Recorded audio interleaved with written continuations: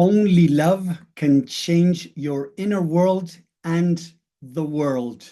Hi, everyone. Here, Tommy Walker, the Mind Engineer. Welcome back to another episode of Rapid Subconscious Reprogramming Community. Going live here to offer value, offer insight.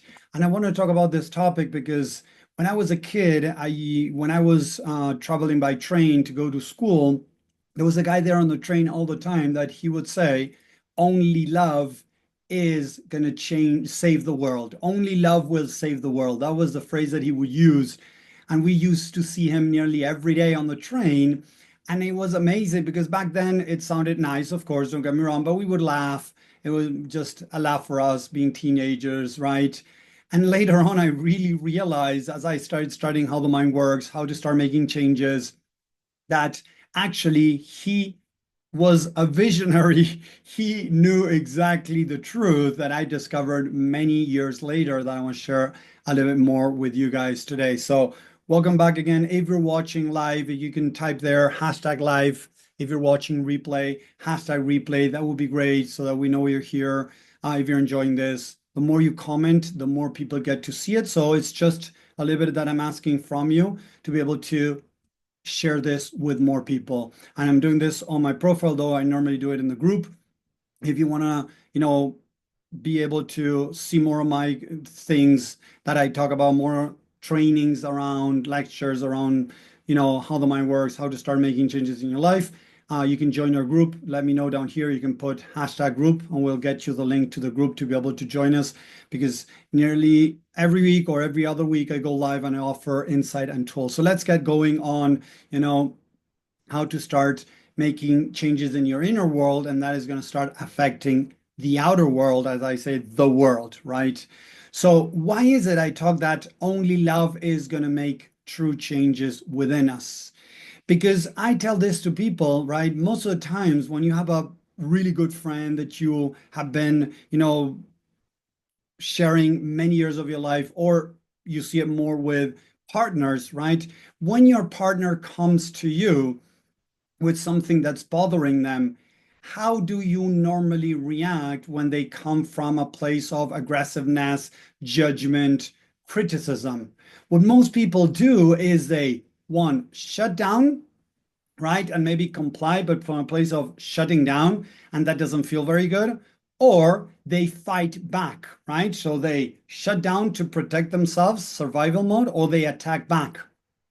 So let me know in the chat if you have ever experienced something like that when somebody came to you, somebody that you really cared for, you looked up to, you were connected, maybe a partner, right? And suddenly they started judging you, criticizing because you're doing something that they don't like. How do you tend to react? And I know the answer. I've been studying the mind for now 16 years, and I've studied a lot of things out there, right? And I know the answer. The answer is going to be, right? You get triggered, you get defensive, right? And it's totally normal. There's nothing wrong with that because, in a way, it's what you've been taught to do because that's what you saw in your environment growing up most of the times, right? So, what happens is when somebody comes to us, judging us, criticizing, rejecting us, saying in a very bad way or not so bad way, but in a way that it could be interpreted as a threat, we defend ourselves, right? Or shut down and maybe comply or not, depends, but we shut down. So there might be a change externally, and you might have seen that, right? But is it from a place that really makes you feel free, makes you feel, whole, makes you feel okay, happy? Or is it more like, I'm doing this, but I really didn't like how they said it, or, attack back and you get into a fight? What I'm trying to show here is that in the way that I always share this with the people that I work with, you got authoritarianism on one side and you have permissiveness on the other side. So authoritarianism would be to just, in a way, comply and say, oh, I'm going to do this because this person is asking for it, right? And I want to be loved and accepted by them. On the other hand, we have permissiveness. Oh, I'll do whatever I want, right? That's another way that somebody could react to this. Say, I don't care. I'm going to do whatever I want. I don't care what you have to say, right? But neither of them, as I just shared, come from love. So what if a person that you look up to, your partner, comes to you in a loving way and says, hey, you know what? Could we talk about, you leaving your, I don't know, dirty underwear in the middle of the room? Could we find a way that maybe if we get a basket or something that you can put it in there so I don't need to go put it over there? In that sense, when that person is putting themselves in that place of, hey, can we figure out a better way to do this? You might not feel as judged, as criticized, as rejected as if they come and attack you. So, in those cases, there are more chances that you're going to open up to listen, to see what they have to say, and see how you can adjust to their needs. But when you feel attacked, you feel rejected, judged, or criticized, you normally don't care what the other person wants. You just get what you want, right? And you fall into this battle with the other person. So when I say that love can change your inner world and your outer world, because as you start really dealing in a more loving way to yourself, it's going to make it easier to understand why you're doing what you're doing and to be able to help you change what you're doing. What does that mean? And I give this example a lot, and I've been working with a lot of people through this, and that's why I want to bring it up, is an example procrastination. Somebody that procrastinates, a lot of people out there teach you to start seeing the worst case scenario if you keep procrastinating, right? And that in a way is authoritarianism because you're pushing yourself to stop procrastinating through feeling scared of the negative outcome if you don't stop doing it. That is not loving.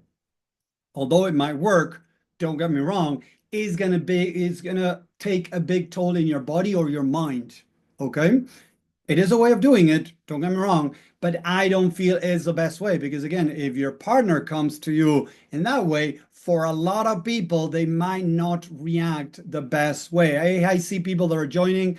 Hey, if you're watching live, I really appreciate if you can tap hashtag live in the feed back there under here of the video, whether it is in YouTube, whether it is in Facebook, please type there hashtag live or hashtag replay if you're watching later. That would be great if you can engage with this, like it. It makes it, easier for other people to see. It's already some reactions there. So thank you very much.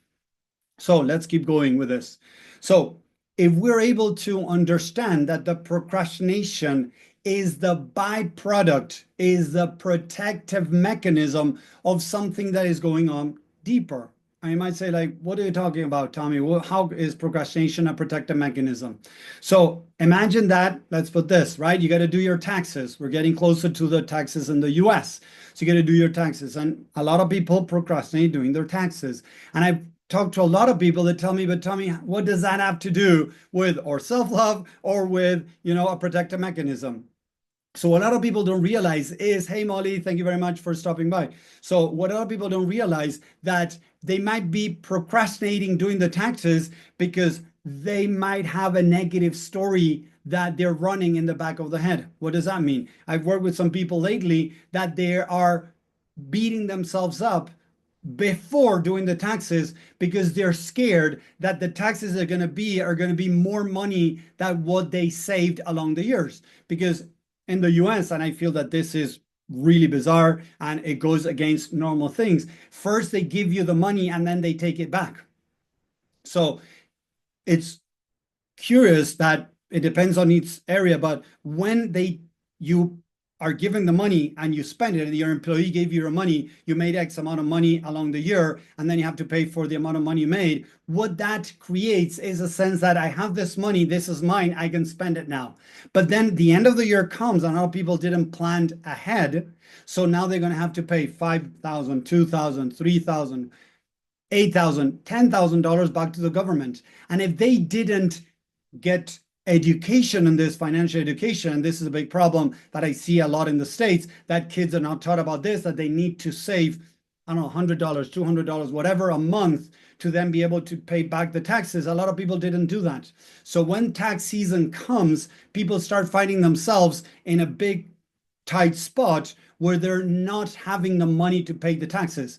And yes, it wasn't the best thing to do. But as they didn't have financial education, they don't know how to do it, right? They didn't save the money that they had to save to then pay the government. And as they're gonna find themselves in a tough spot to pay, the government, ask for a loan or something, right? What happens is they shut down in doing the taxes so they don't have to deal, quote unquote, now at this moment with the negative self-talk of Tommy, you're so stupid. Now you got to pay $8,000, $10,000 to the government that you don't have. Imagine that that could be the script that somebody is running in the back of the head.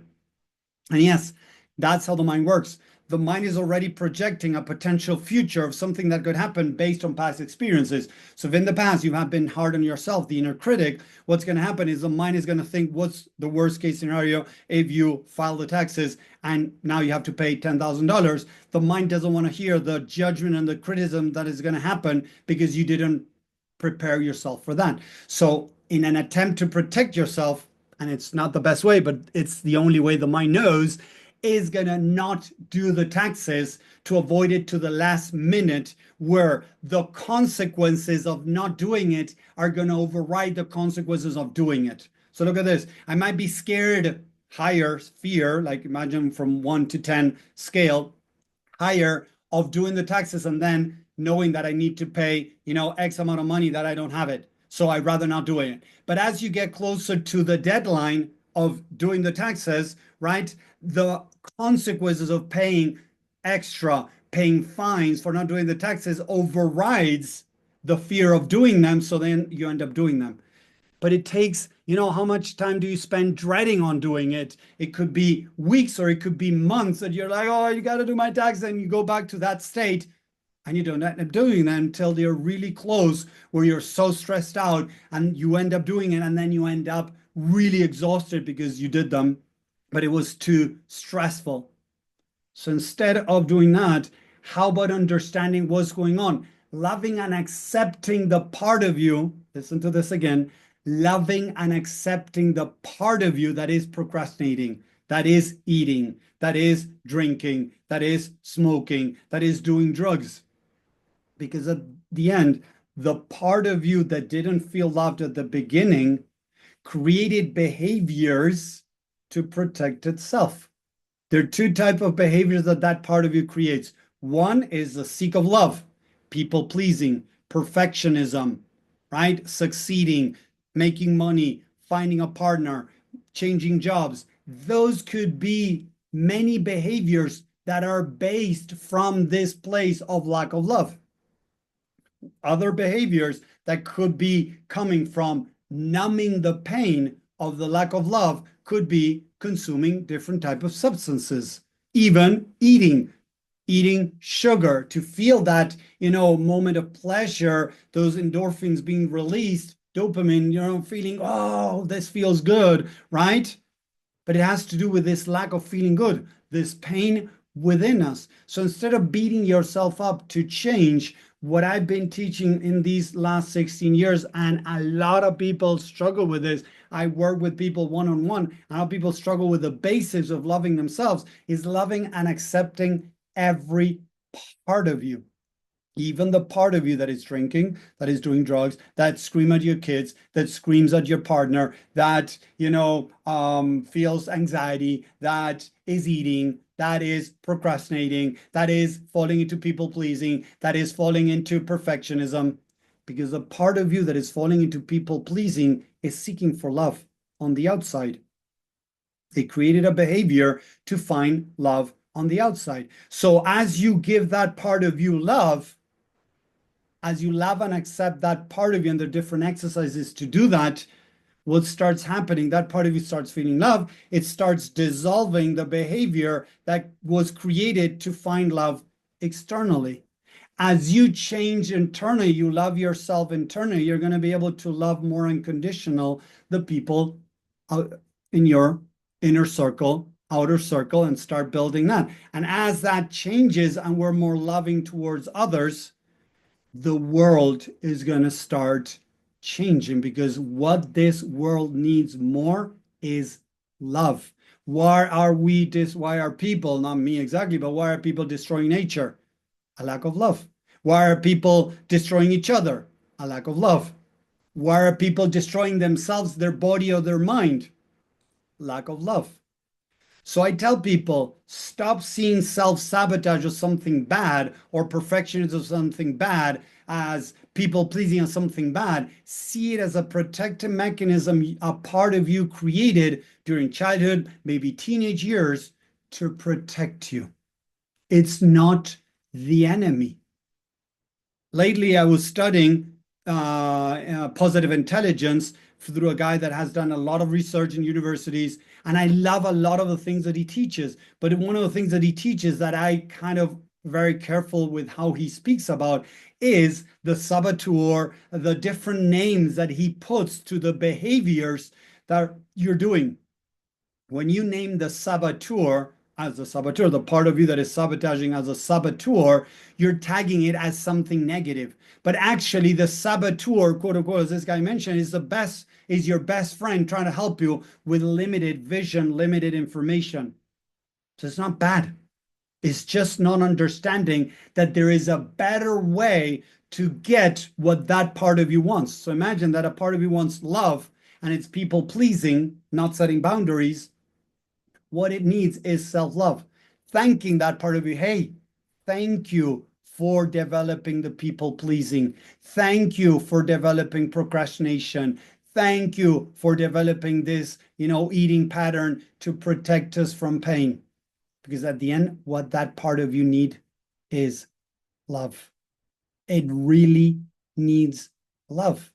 So again, all human behaviors, and I'm going to make that distinction, all human behaviors. I believe that we're spiritual beings living a human experience.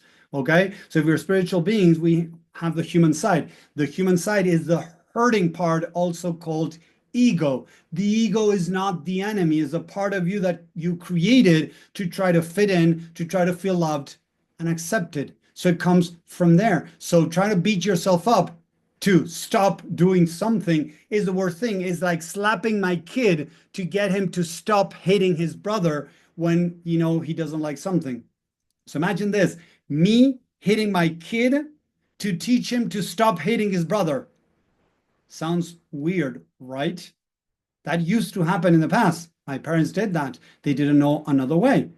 I haven't ever slapped my kids because I promised myself that I wouldn't ever do that because I knew the pain that I went through as I was growing up and that was done to me. So if you want to change anything, any aspect of your life, start practicing self-love, loving and accepting every part of you. And you might say, but Tommy, I find it hard to love and accept the part of me that is overweight. Exactly. But the overweight is going to make it very difficult to change if you keep beating yourself up and loving and accepting. Because for most cases, I have worked with a lot of people that are overweight. In most cases, they are struggling with food intake because they're using food to numb themselves. I have found a couple of people that were using overweight, having weight, having a lot of like being big as a protective mechanism too. So if we don't understand why we're doing what we're doing, people pleasing, not setting boundaries, I don't know, screaming at your kids, procrastination, perfectionism, sabotage, whatever it is that you're doing, if you don't really understand what's going on through opening to love and acceptance, is going to make it very difficult to change your inner world and then to change the outer world, be able to share that with the world and see how the world starts changing around you. And that's exactly what I've been sharing for all these 16 years. I'm going to keep sharing with the world because we need reminders. So again, one more time, if you're watching live, hashtag live. If you're watching replay, hashtag replay. Let me know if you're enjoying this, if you're liking this. Only love is going to change this world. So what does that mean? Thanking the part of you that created the behaviors that it created, because it created those behaviors because of a lack of love in the first place. So what it needs is love. The part of you that is judging yourself, judging others to try to bring change, is doing it because it's trying to bring change. Why? Because if it change, if it's adapt, if it fits in, it might be loved and accepted. At the end, everything goes back to feeling love and accepted, or numbing the pain of the lack of love and acceptance. So next time, before you beat yourself up for a behavior that you think is bad, I invite you to be able to love and accept not the behavior, the part of you that is using that behavior to protect you. What is the benefit? Start asking yourself, what is the benefit behind this behavior? And if you say, Tommy, there's no benefit, I'm sorry, but you're not being able to go deeper. You're not really opening it up. I know it's not easy. Don't get me wrong. I'm not saying it's easy. But when you stand in your heart, you connect heart and mind, and you go dive deep into the mind to understand what's going on, the mind normally opens up and reveals what is the deeper deeper reason, the benefit behind every behavior. And look, I'm going to take it to extremes for you to understand. Okay, very extreme. And I'm not saying it's okay. I'm just showing you what could somebody do, what to what extent they could go to feel love and acceptance. Imagine a person that grew up in a family that they felt rejected most of the time. Yes, and they saw a lot of violence. Maybe dad is in jail because dad maybe killed somebody, right? That person feels so lonely, so, the black sheep. There could be so much pain in that person that person could feel that it's okay to go out there and kill somebody to be accepted in a gang, in a gang. Haven't you heard before that people are initiated as a gang member by doing terrible things? And you could say, but Tommy, I don't get why people could even kill somebody else, because their inner pain is so big around feeling lonely, rejected, that they're willing to do anything they can to stop that and to belong. Because now, if they kill somebody or they do something really terrible, they rape somebody, they might be able to be accepted in this specific gang. So it comes from a lack of love and acceptance. So these people, and I've seen tons of groups like, Gabor Mate, that they're sending people that are trained, of course, into jails to show unconditional love to these inmates, because instead of, isolating them and treating them like the worst crap in the world, we're just reinforcing what they felt when they were growing up. And I'm not saying it's easy. Please don't get me wrong, right? If a guy comes and kills my wife, one of my kids, it's going to be difficult, but I would really love to be able to love and accept that person, the core, the spirit behind the human heart, the spirit that, is behind those actions. I'm not saying to say, yeah, it's okay that you killed my kid. It's okay you killed my wife. No, I'm not saying that. But it's being able to say, okay, this guy was in a lot of pain, and what they didn't know what they were doing. So that will be the idea. I'm not saying I'm there. I haven't been challenged like that. I hope I'm never challenged like that. Don't get me wrong. But that will be understanding how the mind works and behaviors. Whenever we beat ourselves up because of the behaviors that we're having, we are adding more pressure, we're adding more pain, and there are more chances that you're going to keep doing the behavior that you're trying to change in the first place. So what do you need? Is to love and accept the part of you that is doing that behavior. Understand why it's doing that behavior. What is the benefit? Understand. And from there, we start moving into creating a compelling argument, a higher truth that can help let go of that behavior. I hope that made sense. This is the core of my work, to help people, first me, love and accept myself, and help others love and accept themselves unconditionally. Because it's through love that we can make the biggest impact in ourselves and in the world. Let me know what you think. Do you really think that what I'm saying is true, that love can change the world? Type the word love underneath this. Let's share that love with others. Share this video with others that you think that might benefit with these things. So thank you very much. Sending love your way. I'll talk to you next time. Take care. Thank you very much for watching.